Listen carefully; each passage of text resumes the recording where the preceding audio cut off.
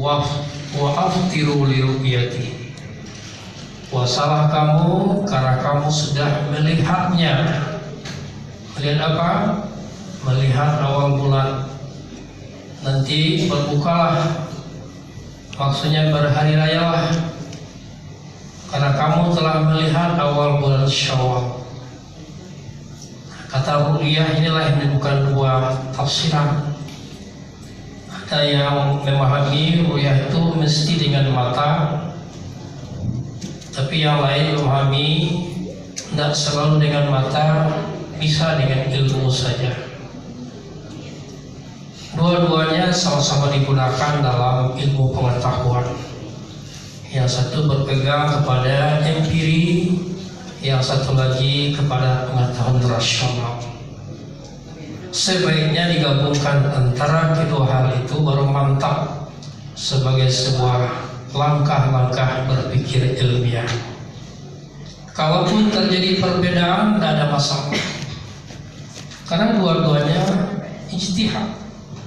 Yang berijtihad hadis itu sendiri.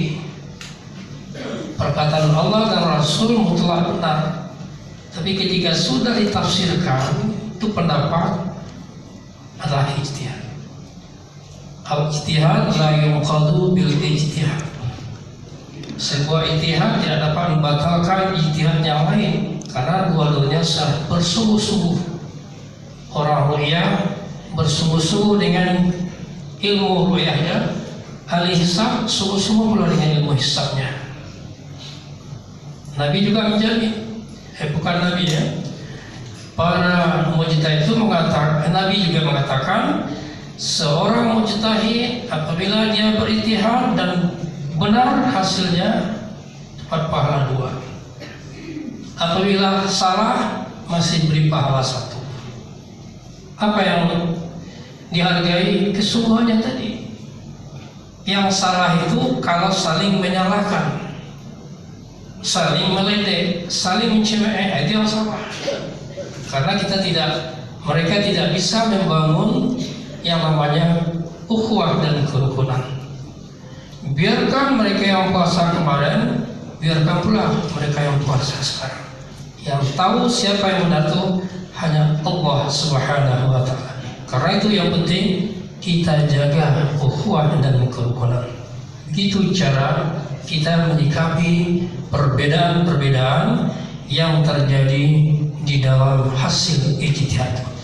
Dan sebenarnya cara-cara seperti itu udah lama ditekankan, diamalkan oleh ulama-ulama terdahulu. Cuman yang sekarang ada yang tidak sampai pemahamannya seperti itu. Kaum muslimin sidang jemaah rahimahullah. Hari ini kita berada pada hari yang kedua. Saya tanya sama Pak Irsyad tadi, kapan mulai? Kami kemarin Pak, oh sama kami tetangga juga kemarin udah mulai tarawihnya. Waktu kita sama. Ya ayyuhalladzina amanu kutiba alaikumus syiyamu kama kutiba alal ladzina min qablikum la'allakum tattaqun. Hai orang-orang yang beriman, Allah sengaja pilih kata amanu. Kenapa enggak ya ayyuhal muslimun? Kan orangnya sama, orang beriman, orang Islam, tapi ada perbedaan. Islam itu baru kepatuhan, iman itu dasar dari hati. Belum tentu seorang yang patuh itu dari hati. Ternyata ada zaman Rasulullah, seorang laki-laki dari Arab pegunungan, Arab Badawi, dia datang kepada Rasulullah menyatakan, hai Muhammad, aku sudah beriman, aku sudah beriman. Kata Rasulullah, engkau belum beriman, engkau baru Islam, engkau baru patuh. Dan kepatuhan itu karena takut nanti akan diganggu, takut akan dihukum. Ini beda antara iman dan Islam. Tapi berbeda itu harus digabung. Iman dasar dari hati, Islam itu bagaimana kita buktikan keimanan itu dengan kepatuhan dan ketundukan, bukan kepatuhan dengan pura-pura atau kepatuhan dengan kamuflase. Bahasa yang paling populer sekarang, kepatuhan pencitraan. Nah, makanya Allah mengatakan, ya ayyuhalladzina amanu kutiba alaikumus syiyam. Kutiba itu makna asal itu dicatat, ditulis. Sesuatu yang dicatat, sesuatu yang ditulis, berarti sesuatu yang penting. Makanya ayat ditafsirkan kutiba dan furidah, diwajibkan atasmu berpuasa. Kama kutiba alal ladzina min qablikum, sebagaimana puasa ini juga sudah diwajibkan atas orang-orang yang sebelum kamu. Siapa orang yang sebelum kamu itu? Yaitu umat Nabi-Nabi terdahulu, umat Nabi Daud, umat Nabi Sulaiman, umat Nabi Musa, umat Nabi Isa. Sudah ada cara-cara berpuasanya sendiri, dan perintah itu juga datangnya dari Allah. Kata Buya Hamka, kama kutiba alal ladzina min qablikum, itu satu anak kalimat itu hikmahnya, kata beliau, supaya ringan hati menerima perintah yang begitu berat. Sebelum ini tidak pernah orang itu disuruh menahan makan minum selama sebulan, tiba-tiba datang perintah. Berat rasanya bagi orang Arab ketika itu. Tapi dengan adanya disebutkan ini perintah bukan kepada kalian saja, tapi juga sudah diberikan kepada orang-orang yang suka. Seberi perbandingan, datang orang dari kampung kita minta sumbangan. Di kampung kita sekarang sedang membangun masjid. Kami diamanai untuk meminta sumbangan kepada orang-orang kampung yang ada Kota Padang. Lalu disebutkan sekian biayanya. Timbul hati ingin tahu kan, coba siapa-siapa yang sedang nyumbang. Dilihat lesnya, oh ya, rupanya lain dakwah saja yang diminta, yang lain juga diminta. Ringan hati untuk memenuhinya. La'allakum tattaqun, semoga dengan puasa itu kamu jadi orang takwa. Saya tidak akan uraikan apa itu takwa, biarlah nanti mubalik berikutnya. Ayyaman ma'dudat, puasa itu di hari-hari yang sudah ditentukan. Mana hari yang sudah ditentukan itu? Belum langsung dijelaskan Allah, baru nanti di awal ayat berikutnya. Syahrul Ramadan alladzi unzila fihi al-Qur'an. Hari yang ditentukan itu adalah bulan Ramadan, di mana pada bulan itulah turun pertama kali Al-Quran. Tapi belum jelas juga apa itu puasa, bagaimana caranya, apa rukun dan syaratnya.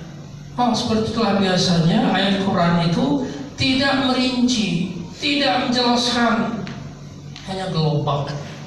Lalu dari mana kita tahu cara beribadah, cara berpuasa, cara sholat? Tidak ada dijelaskan Al-Quran. Maka oleh karena itu kita wajib percaya kepada sunnah Rasul. Ati'ullaha wa ati'ur Rasul wa ulil amri minkum. Taat kepada Allah dasarnya Al-Quran. Taat kepada Rasul itu patuhi sunnahnya. Dari hadis-hadis itulah nanti baru ada penjelasan tentang rukun syarat, kemudian cara berpuasa, dan apa saja yang membatalkan puasa. Dari situlah ulama akan menyusun yang namanya fikih itu. Tapi kalau sudah fikih itu pendapat wajar kalau ada perbedaan kecil tentang fikih itu. Yang tidak berbeda itu ayat Al-Quran, itu mutlak kebenarannya. Lalu ulama menjelaskan puasa al-imsak, menahan makan dan minum dan segala yang akan membatalkannya sepanjang siang hari. Apa definisi siang? Itu ada di akhir ayat. Kulu washrabu hatta yatabayyana lakumul khaytul abyadu minal khaytil aswadi minal fajri. Makanlah, minumlah sampai nyata benang putih di atas benang hitam, yaitu fajar. Jadi benang putih di atas benang hitam maksud garis fajar. Sebab dalam Rasulullah ada sahabat yang lurus. Begitu dia mendengar ayat itu dari Rasulullah semalam, besok dicobakan. Cepat dia bergegas pulang. Dia ambilnya sehelai benang putih, yang satu benang hitam. Tarik buah pangkal. Dia waktu sahur, dia lihat tak nampak juga. Sudah hampir siang, tak nampak juga benang putih. Malu zaman ini tidak ada listrik, tidak seperti sekarang. Besok ceritakan kepada Rasulullah, ya Rasulullah, aku sudah praktekkan tadi malam. Aku taruh 2 lembar benang, satu hitam satu putih di bawah bantal. Tidak nampak-nampak ya Rasulullah. Padahal matahari dah hampir lebih. Rasulullah, bukan itu yang dimaksud. Cara itu lebih tahu minal fajri, garis fajar. Jadi kalau gitu, awal menahan itu sama dengan awal waktu subuh. Tapi kenapa di kita ada waktu imsak? Dimajukan 10 menit. Kalau ditanya kepada kawan kita yang tinggal, yang pernah kuliah di Timur Tengah, di situ tidak ada istilah waktu imsak, itu fajar. Nah, kita harusnya lebih kreatif. Untuk apa? Dimajukan 10 menit untuk berjaga-jaga. Andaikan tak kalau bapak ibu awak jago serinela bunyi, jangan ditahan, makanlah, minumlah. Tapi kalau azan sudah berkumandang, baru hentikan segala kegiatan makan dan minum. Jadi itu untuk interval waktu itu untuk berjaga-jaga. Faman kana minkum maridan aw ala safarin fa'iddatun min ayyamin ukhra.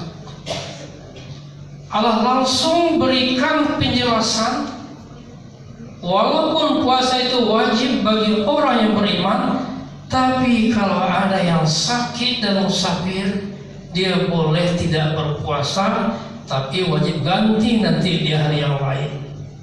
Ganti dengan berpuasa itu yang disebut dengan qadha.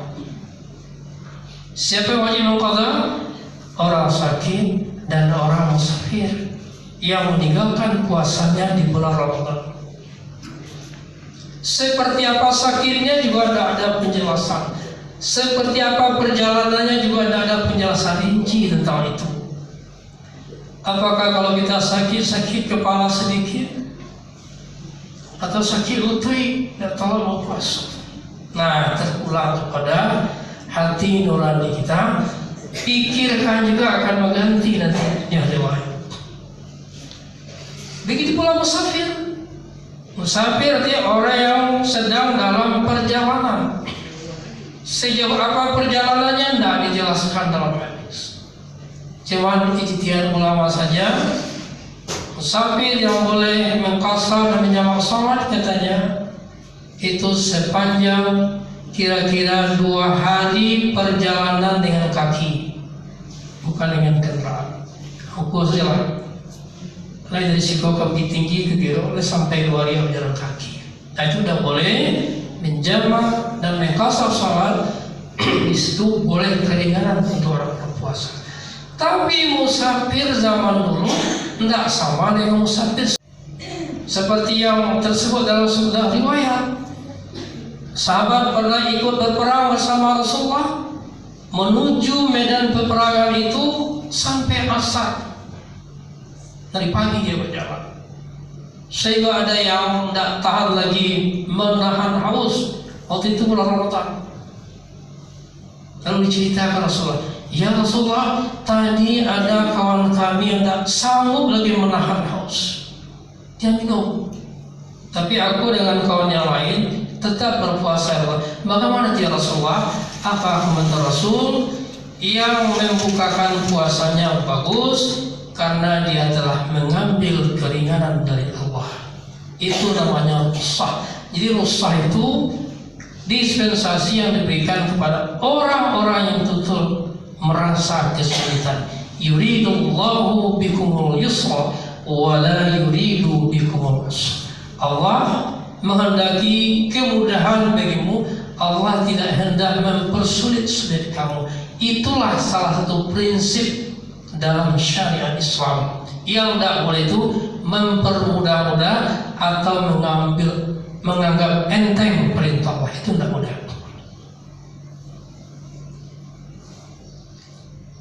Wa 'alal ladzina yutiqunahu fidyatun ta'amu miskin. Lalu ada orang yang yutiqun. Apa itu yutiqun? Itaqah, orang yang sanggup tapi sangat susah diangkanya mengajukan. Siapa mereka itu? Menurut ulama, satu, orang-orang lansia mulai berfidyah.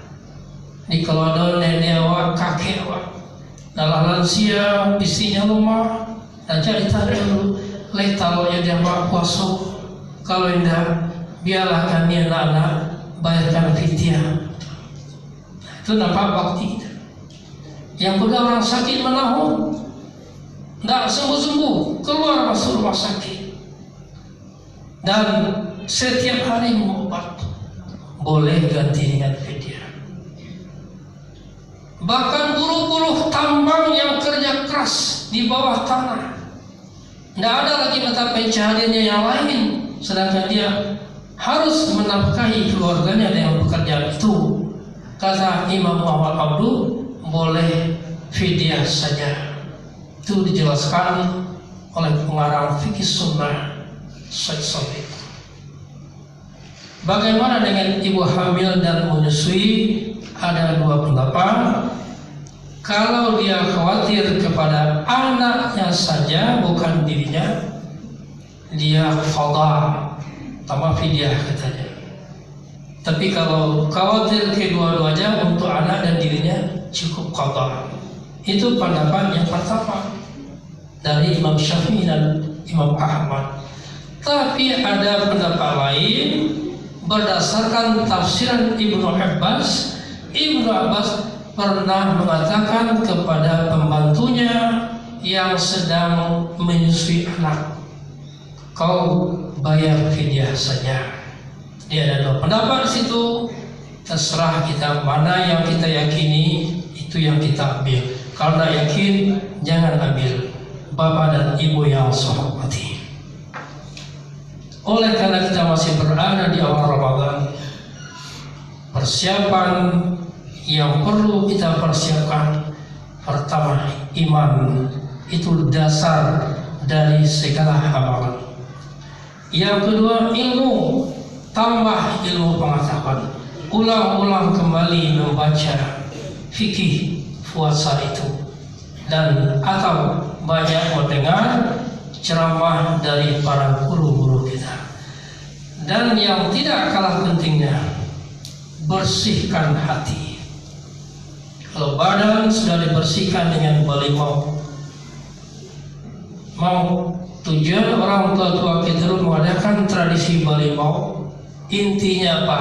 Membersihkan diri dari kotoran-kotoran yang melekat.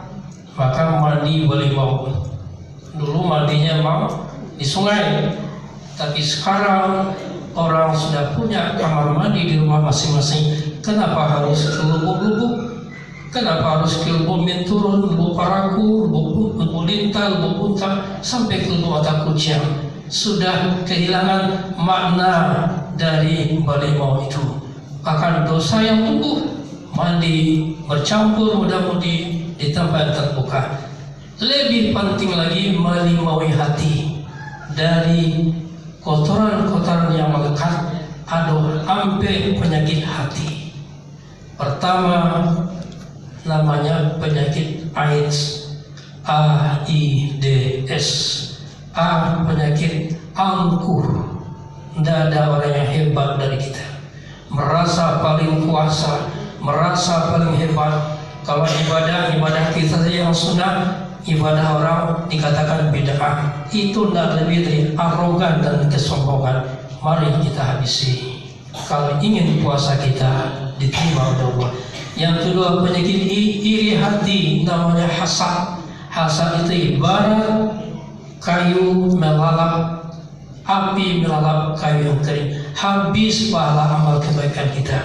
Iyyakum wal hasad, fa inal hasada ya'kul hasanat kama ta'kulun narul hatab. Bahasa gaulnya SMS, sana melihat orang susah, susah melihat orang sana. Itu I. 3 penyakit D, dendam yang tidak kunjung padam. Masalah-masalah sepele lama tidak bisa kuat, baik dengan tetangga, dengan keluarga sendiri. 3 penyakit S, penyakit syirik dan serakah. Serakah itu orang yang tidak mau puas dengan apa yang ada, sehingga yang di tangan orang lain harus pindah ke tangan kita. Muncul AIDS yang baru, asal itu duit, sikat saja, halal haram belakangan. Mudah-mudahan kita terhindar dari penyakit AIDS itu dalam melaksanakan ibadah Ramadan tahun ini. Mudah-mudahan ibadah Ramadan betul-betul membawa perubahan dalam diri kita, membawa kemajuan dalam rohani kita. Billahi taufiq wal hidayah. Wassalamualaikum warahmatullahi wabarakatuh.